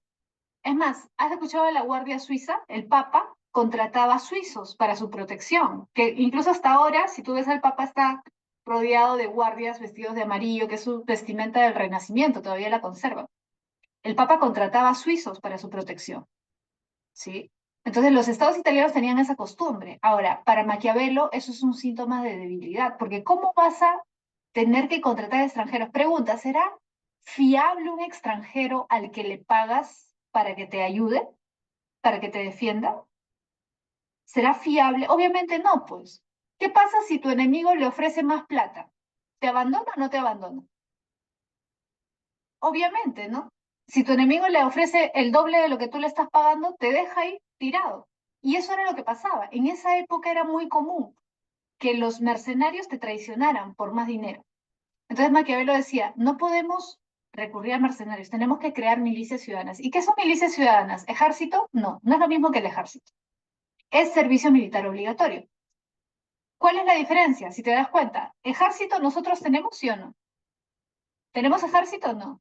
Sí, tenemos ejército, pero no tenemos servicio militar obligatorio, ¿o sí? No. Milicias ciudadanas, ¿qué es? Que cada uno de nosotros, como ciudadanos, en cierto rango de edad, obviamente, o sea, 10 años no va a ser, ¿no? A partir de los 17, 18 años, tengamos un entrenamiento militar todos los años, al menos unas cuantas semanas para prepararnos en el caso de una posible invasión o una posible guerra. Es decir, que todos sepamos usar armas, que todos sepamos ordenarnos, ¿no? Que todos sepamos de estrategia militar, seguir orden, etcétera, para en caso de necesidad que todos los ciudadanos defiendan a su patria. ¿Y por qué Maquiavelo no le gustaba tanto la idea del ejército? Es muy simple. Bueno, hay varias razones, pero una de las principales para Maquiavelo es la siguiente. El problema con los ejércitos es que mientras hay guerra, sirven, digamos, ¿no? A pesar de que por ahí pueden crear problemas, sirven. Pero ¿qué pasa cuando no hay guerra? Tú tienes que seguir pagándoles, ¿o no? El Estado le paga a los coroneles, capitanes, generales actualmente, y esos generales, coroneles, ¿qué hacen? En la mayoría de los casos no tienen ninguna utilidad, o sea, importante. ¿Te das cuenta? Entonces, para Maquiavelo es un desperdicio de dinero tener un ejército. Es mejor entrenar a tu población para que la población defienda, todos defiendan a su país en caso de necesidad. Esas son las milicias ciudadanas. Y la prueba de que lo que él plantea con el príncipe no es una tiranía, como algunos podrían pensar, no es un príncipe que haga lo que se le da la gana, es precisamente que lo que busca Maquiavelo. Pasado. Un ratito, chicos. Un ratito, un ratito.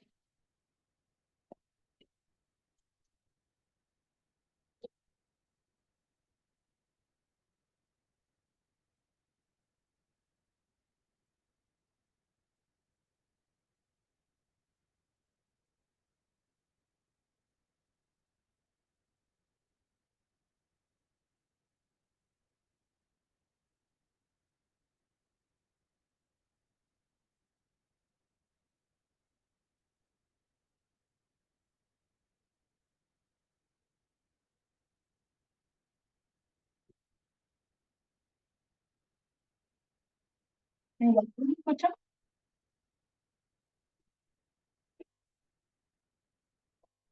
Ya, no sé qué pasó.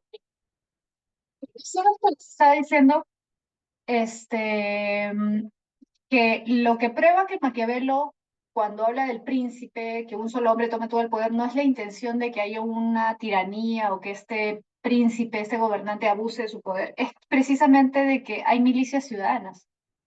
Porque para que haya milicias ciudadanas tú tienes que entrenarles y darles armas.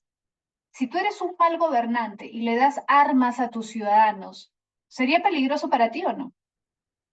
Tú podrías ser un gobernante abusivo y darles armas a tus ciudadanos. O sea, sería coherente que Maquiavelo planteara que abuses del poder y al mismo tiempo que le des armas a tus ciudadanos. Obviamente no, ¿no? O sea, Maquiavelo, ahí, esa es una de las pruebas, ¿no? De que no está hablando del abuso del poder cuando dice que los ciudadanos tienen que tener acceso a las armas para defenderse, para defender a la patria, ¿no? Ahora, los discursos, fíjate, es otra obra de Maquiavelo, quizás menos conocida, pero también es importante porque ahí, en esta obra, queda clara su posición política. En los discursos, lo que Maquiavelo plantea es cuál es la forma de gobierno ideal. Para él, la forma ideal de gobierno es la república. Recuerda que Maquiavelo es un renacentista. Los renacentistas, ¿qué hacen? Valoran las formas antiguas, ¿sí o no? Valoran la antigüedad, quieren que renazca la antigüedad. Y Maquiavelo es un renacentista político porque él cree que las formas de gobierno antiguas son mejores que las formas de gobierno actuales. Y él quiere que resucite, ¿qué cosa? La república, que renazca la república romana. Recuerda que Roma tiene, lo has visto en historia, me imagino, tres etapas, ¿no? La primera es la monarquía, luego viene la república y al final el imperio. Para Maquiavelo, esas tres etapas, la mejor fue la época republicana. Fue la época de esplendor para él de Roma, ¿no? Fue la época eh, donde hubo un mejor gobierno, ¿no? Precisamente ¿por qué? Porque habían leyes, porque todos respetaban a la ley. En la época del imperio, no todos los emperadores fueron malos, pero es obvio que hubo un abuso del poder de parte de los gobernantes. En cambio, en la época republicana, para él, ¿no? Lo que era valioso es que todos estaban sometidos a la ley. O sea, tuvieras poder o no tuvieras poder, tenías que someterte a la ley. La ley era la que gobernaba. Entonces, la república se caracteriza por eso, porque hay tres fundamentos. Uno, las leyes, gobiernan las leyes, todos respetan las leyes. Segundo, instituciones, es decir, mecanismos que impiden el abuso o que haya una gran desigualdad. Y tres, virtudes ciudadanas. Esto de acá, mira, esto de acá es lo que hace que el republicanismo se diferencie muchísimo del liberalismo. La próxima semana vamos a ver corrientes filosófico-políticas. Vamos a ver liberalismo, republicanismo, anarquismo, etc. Y ahí te vas a dar cuenta que el liberalismo se denomina así precisamente porque pone énfasis en la libertad del individuo para decidir sobre su vida. El liberal, acuérdate de Milley, por ejemplo, ¿no? ¿Qué dice? Yo debo elegir qué hago. Si quiero educarme, me educo. Si no quiero educarme, no me educo. Si quiero comer hasta tener obesidad, es mi problema. Si quiero ver tal película, es mi problema. Si quiero escuchar X música, reggaetón todo el día, música disco o salsa, es mi problema. El gobierno no debe meterse en mis decisiones personales. Es mi libertad. Ya. El liberalismo hace énfasis en la libertad absoluta del individuo, siempre y cuando, ojo, no infrinjas la ley, obviamente, ¿no? O sea, si matas a alguien, ya eso no es tu libertad, ¿no? Pero todo lo que tiene que ver con tu vida es decisión tuya. En el caso del republicanismo, ellos también valoran mucho la libertad, pero hay una diferencia, porque el republicanismo, y por eso te das cuenta de que Maquiavelo es un republicano, hace énfasis en el desarrollo de virtudes entre los ciudadanos. Maquiavelo y Rousseau se parecen más de lo que muchos creen. ¿Por qué? Porque ambos hablan de las virtudes. El gobierno, el Estado debe fomentar las virtudes, porque un Estado donde no hay ciudadanos virtuosos no puede ser virtuoso. O sea, tú no puedes esperar que tu Estado funcione bien, que tu Estado sea justo, si tus ciudadanos no son justos, porque finalmente el Estado es la manifestación de todos esos ciudadanos. O sea, las relaciones entre ciudadanos son lo que constituye el Estado. Tú no puedes tener, repito, un Estado virtuoso si tus ciudadanos no son virtuosos. Es como la corrupción, ¿no? Nos quejamos de la corrupción, sí, no hemos hablado de eso. Pero, ¿por qué existe la corrupción? Porque existen individuos corruptos. Si no existieran individuos corruptos, ¿tendríamos una sociedad corrupta? No, es lo mismo. Entonces, por eso Maquiavelo considera que sí es función del Estado y sí es importante que el Estado fomente las virtudes, que el Estado se preocupe de que los ciudadanos sean virtuosos. Eso para un liberal es absurdo, porque el liberal te diría, si el ciudadano es virtuoso, es su tema, es su problema. Con tal de que cumpla la ley, al Estado no debe importarle lo demás. ¿Te das cuenta? Ahora, Maquiavelo también habla de la lucha de facciones y de la desigualdad. ¿De qué se trata la lucha de facciones? Se trata de los conflictos que hay por intereses privados. Por ejemplo, tú ves el Congreso y en muchos casos te das cuenta de que los grupos, los partidos políticos están peleando por sus intereses. O sea, no es una cuestión de que realmente les interese el país, ¿no? Sino que sacan leyes para beneficiar a su grupo, a su universidad, a su partido político, a sus empresas. Esa es la lucha de facciones, cuando hay conflictos entre grupos de poder dentro de un Estado, pero por intereses privados, no por el interés público, no por el interés común, no por el bien común, ¿sí? Y por eso es que Maquiavelo también habla muchísimo del bien común, porque para él el bien común debe ser el fin fundamental del Estado. El Estado debe buscar el bien de la comunidad, no el bien particular. Y la libertad, ojo, la libertad en un sentido republicano, es decir, la libertad en el sentido de no depender de estados extranjeros, ser autónomo como Estado, y también la libertad interna, es decir, dentro de un Estado no debemos permitir que ciertos hombres abusen de otros hombres, porque si unos tienen demasiado dinero, demasiado poder, lo más probable es que abusen de los demás. Por eso es que la ley debe estar por encima de todos y todos, por más dinero, más poder que tengan, deben cumplir con la ley para que haya libertad dentro del Estado. ¿Sí? Bien, vamos a pasar ahora a Hobbes. Mira, Hobbes es un filósofo que enfatiza principalmente, y ojo que Hobbes ha venido en examen de admisión, enfatiza en la seguridad, la paz y el orden. O sea, para Hobbes el Estado tiene como finalidad fundamental asegurar el orden, la paz y la tranquilidad. ¿Sí? Ahora, el problema ¿es fácil asegurar el orden, la paz, la tranquilidad? Para Hobbes no es fácil. ¿Por qué? Porque el ser humano es naturalmente egoísta, rapaz y violento. Es decir, por naturaleza el hombre es así. Y de ahí viene esta famosa frase, el hombre es lobo para el hombre. ¿Tú has visto estos documentales de Animal Planet, estos documentales de vida salvaje donde aparecen los leones que están cazando antílopes, aparecen las hienas? ¿Has visto esos documentales? Ya, ahí te das cuenta de qué cosa. Es la ley de la selva, ¿sí o no? Es la ley de la supervivencia. Cada uno ve por sí mismo, ¿o no?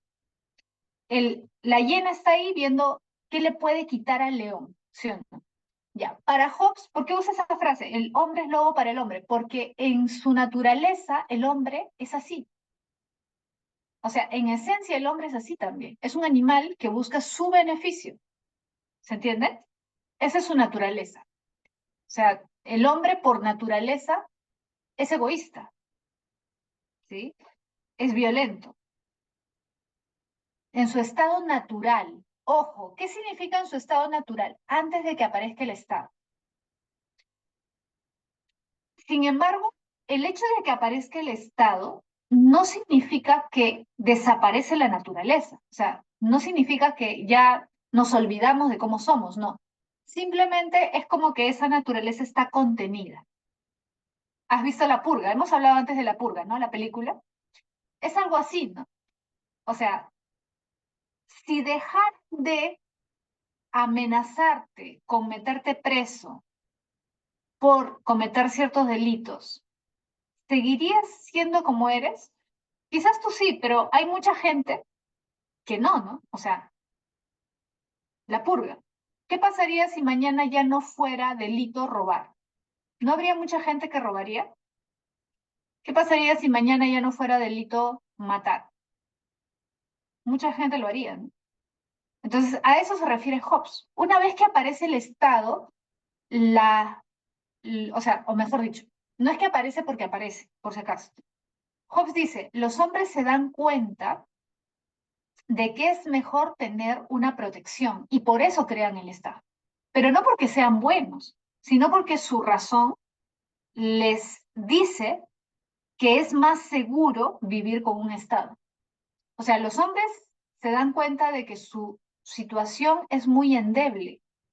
Son seres débiles. Si no hay un Estado que los proteja, si no hay algo que esté por encima de todos que nos proteja, estamos expuestos a cualquier cosa. Entonces el hombre crea el Estado por necesidad. ¿Se entiende? Por necesidad, no porque sea bueno, por necesidad, para que el Estado le proteja. ¿Sí? Pero como su naturaleza en el fondo es egoísta, esa naturaleza puede surgir en cualquier momento. Entonces, ¿cómo aseguramos que ese egoísmo natural, esa violencia natural no surja? Tenemos que infundir miedo. Cuando tú tienes miedo, ¿obedeces o no obedeces? Cuando tienes miedo, la gente, cuando tiene miedo, obedece, ¿sí o no? Cuando no tiene miedo, no obedece, ¿o no? Entonces, ¿qué dice Hobbes? El Estado tiene que dar terror, tiene que infundir terror, porque de lo contrario, la gente no va a obedecer. Para asegurar el orden es necesario que el Estado dé miedo. Es como los policías, ¿no? Si tú te das cuenta acá en el Perú, la gente le tiene miedo a la policía, los delincuentes le tienen miedo a la policía, no le tienen miedo. Y como no le tienen miedo, hacen lo que quieren, ¿sí o no? Pero, a ver, esa misma gente, si va a Estados Unidos, ¿va a hacer lo mismo? O incluso, ¿no? Si va, no sé, pues a Chile, a Alemania, a Italia, hacen lo mismo, no hacen exactamente lo mismo, porque saben que ahí sí van a tener un castigo, ¿cierto? Entonces, acá, María, bueno, también tienen sus problemas ellos, ¿no? Sus cosas. Pero la cuestión es que la policía, en nuestro caso, no infunde miedo y por eso es que no hay respeto, no hay orden, no hay paz. Hobbes diría eso. Entonces, un Estado para que funcione bien tiene que infundir miedo. Ahora, por eso, no sé si te acuerdas el nombre de la obra más importante de Hobbes, es el Leviatán. ¿Has escuchado el Leviatán? El Leviatán. El Leviatán es un monstruo que aparece en la Biblia, es un monstruo bíblico. Ese monstruo es la representación para Hobbes del Estado. El Estado tiene que ser como un monstruo, por eso, para que dé miedo. Ahora, fíjate en la imagen. ¿Te das cuenta de la imagen? Esta representación, si te das cuenta, el cuerpo se ven como unas bolitas, ¿no? El cuerpo somos todos. O sea, todos los ciudadanos, por decirlo así, somos el Estado en el sentido de que todos hemos acordado crear el Estado. Tiene una corona. ¿Qué representa la corona? Poder político, el rey. En la época de Hobbes existían reyes. En Inglaterra, él es inglés, hay reyes. El rey es la representación del poder, poder político. Pero además de la corona que tiene, tiene una espada. ¿Qué es la espada? Poder militar. O sea, el rey no solamente tiene el poder político, tiene también que tener el poder militar, pero además tiene otro elemento en su otra mano. ¿Qué elemento es ese? ¿Quién se da cuenta? ¿Qué elemento es el que tiene en la otra mano? En un lado tiene la espada y en el otro tiene un báculo. El báculo, ¿quién portaba el báculo? Incluso hasta ahora. El báculo, la religión, correcto, el papa. El papa porta un báculo. ¿Qué representa el báculo? Poder religioso, poder político, poder militar, poder religioso. Es decir, en otras palabras, el gobernante debe tener todos los poderes, debe concentrar todo el poder. ¿Por qué? Porque si tiene una parte del poder, pero no todo, pregunta, ¿es fuerte o es débil? ¿Qué pasa si el gobernante reparte su poder o comparte su poder con otros? ¿Es fuerte o es débil? Le hace débil, claro, se hace débil. Si comparte su poder con otros, se hace débil. Pregunta, ¿te das cuenta del significado del poder religioso? Mira, ¿te acuerdas de Enrique VIII? ¿Te acuerdas que Enrique VIII entró en conflicto con el Papa porque el Papa no quería darle su permiso para que se divorciara? ¿Te acuerdas? Porque estaba prohibido divorciarse. Pero Enrique VIII quería volver a casarse, ¿te acuerdas? ¿Sí? ¿En historia has visto Enrique VIII? Que no quería seguir con su esposa, ya. Y a raíz de la denegación del permiso del Papa hay un conflicto, ¿sí o no? Y Enrique VIII, ¿qué hace? ¿Qué decide al final? Romper con la Iglesia Católica y crear su propia iglesia, sino la Iglesia Anglicana. Y ahora el rey de Inglaterra no solamente es rey de Inglaterra, sino que es el Papa de la Iglesia Anglicana. Es decir, reúne todo el poder. ¿Por qué hace eso Enrique VIII? Porque se da cuenta de que le quita poder que el Papa le diga qué puede y qué no puede hacer, lo debilita como gobernante. Entonces, Hobbes es de lo que se da cuenta. Si el gobernante quiere ser un gobernante fuerte, tiene que tener todos los poderes. ¿Eso cómo se le llama? Monarquía absoluta. Ojo, ¿todas las monarquías son absolutas? No. Te pregunto, ¿siguen existiendo monarquías en esta época o no? ¿Existen monarquías? Claro, hay monarquías en esta época, pero las monarquías son absolutas. O sea, las monarquías que existían en Europa ya no existen como antes, ¿no? Ahora hay monarquías constitucionales, efectivamente, muy bien, Víctor. Monarquías también parlamentaristas, ¿sí o no? Entonces, esa es la cuestión.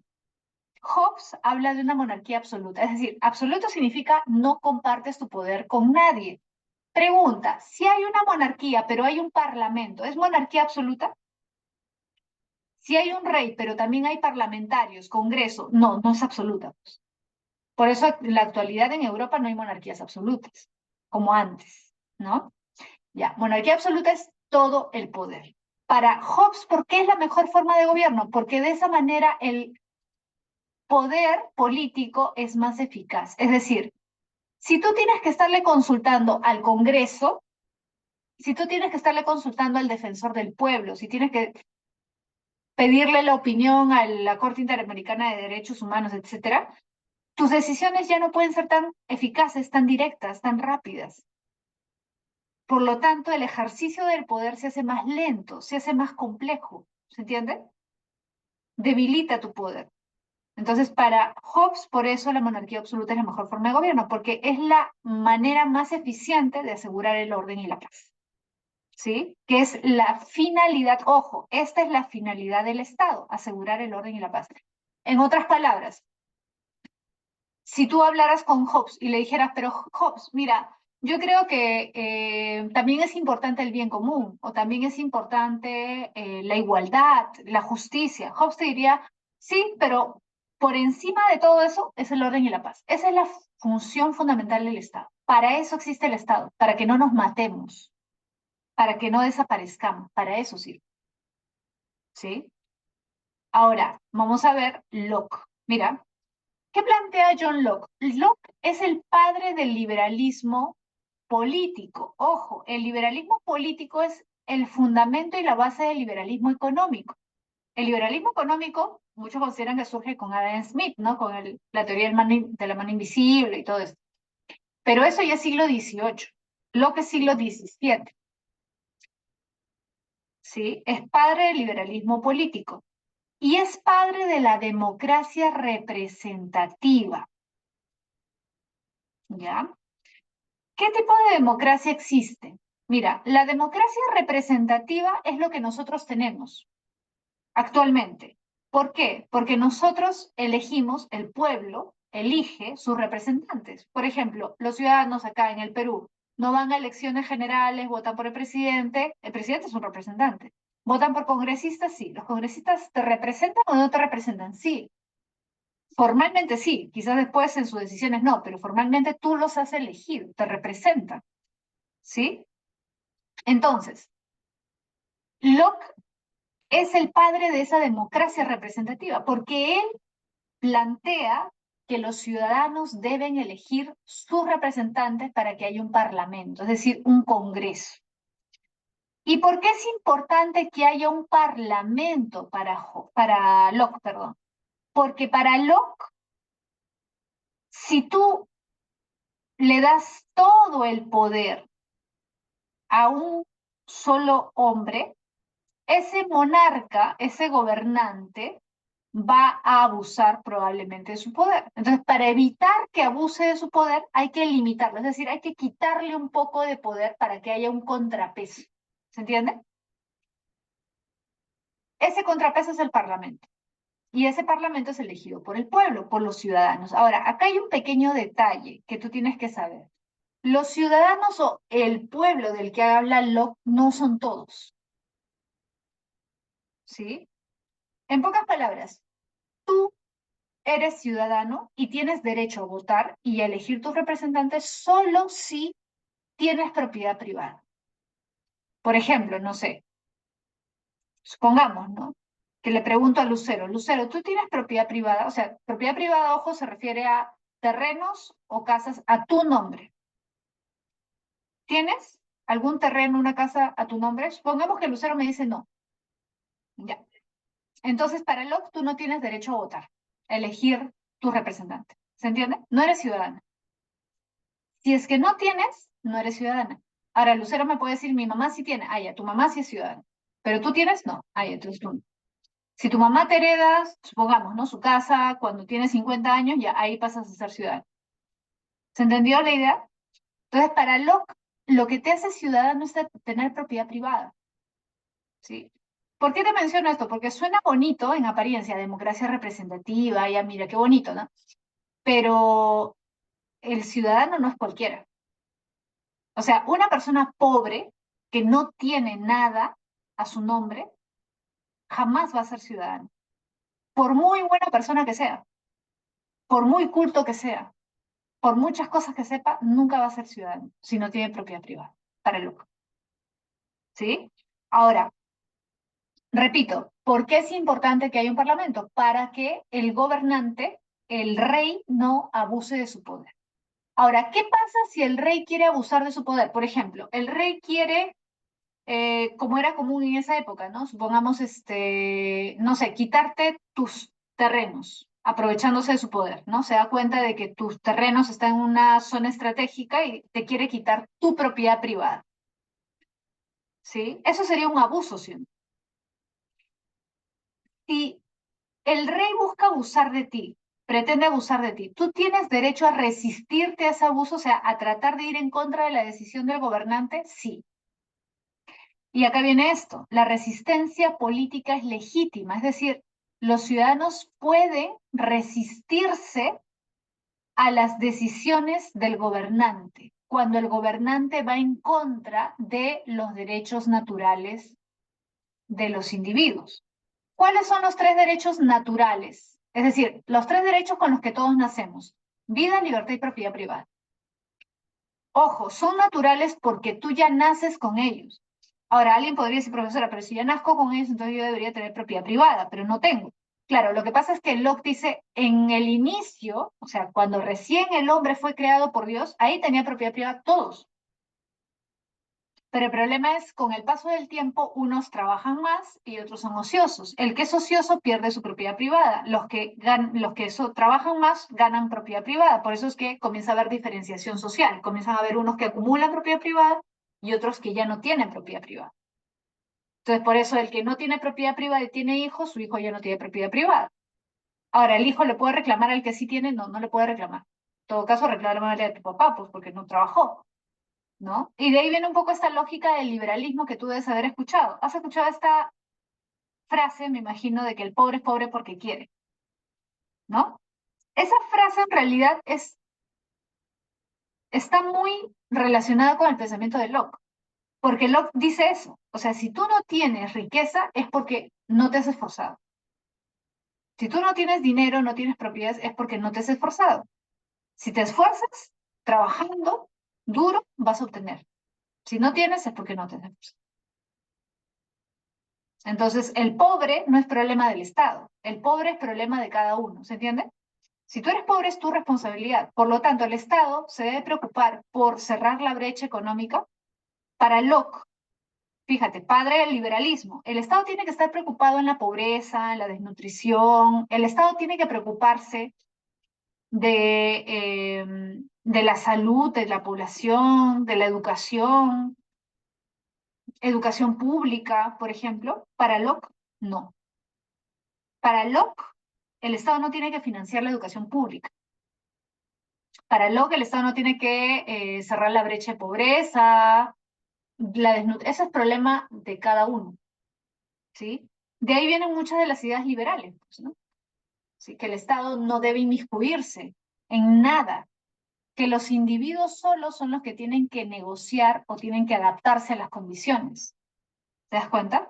Por eso es importante entender a Locke, es la base, ¿sí? Bien, chicos, nos ha faltado ver Rousseau y Rawls, pero eso lo vamos a ver la próxima semana porque ya estamos con la hora. No se preocupen, la próxima semana continuamos porque además vamos a ver corrientes de la filosofía política que es más fácil ahora que ya hemos visto un poco de historia, ¿ya? Les voy a dictar las claves, ¿les parece? Y la próxima semana continuamos. Solamente me hacen recordar que nos quedamos acá para seguir con Rousseau, ¿ya? Me hacen recordar que faltó ver Rousseau y Rawls. Les dicto las claves, ¿ya, chicos? ¿Sí? A ver, la pregunta uno es barco. Las preguntas en realidad están fáciles de esta semana. Pregunta uno es barco. Pregunta dos también es barco. 3, barco. O sea, 1, 2 y 3 son barco. 4, casa. 5, elefante. 6, casa. 7, barco. 8, árbol. 9, barco. 10, dado. 11, árbol. Y 12, elefante. ¿Sí? ¿Anotaron? Gracias, Lucero. Ahí Lucero ha compartido, Miguel también. Gracias, chicos. Entonces, la próxima semana, no se olviden, continuamos, me hacen recordar para arrancar con Rousseau, ¿ya? Ya nos estamos viendo. Cuídense mucho. Hasta la próxima semana. Chao, chicos. Cuídense mucho. Un abrazo a todos. Que pasen bonita semana. Chao, chao.